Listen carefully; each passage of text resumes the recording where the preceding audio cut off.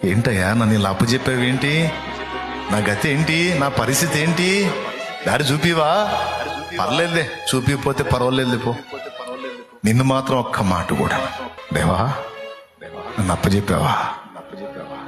వదిలేసావా? ఏం చేశానయ్యా? ఎందుకు నాకు ఈ చేదైన అనుభవం? ఏమిటి నా పరిస్థితి? ఇంత భ్రష్టు పట్టినా, ఇంత దరిద్రం వచ్చినా, ఇన్ని బాధలు పడుతున్నా, ఇంత అప్పులు పాలయ్యి నలుగురు నవ్విపోతున్నా, నలుగురు వస్తున్నా సిగ్గులేదురా నీకు?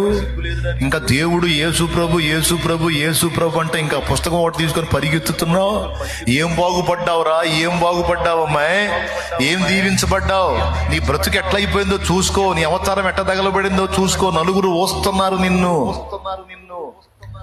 నాశనం అయింది జాలదా? ఇంకా పరిగెత్తుతున్నావు.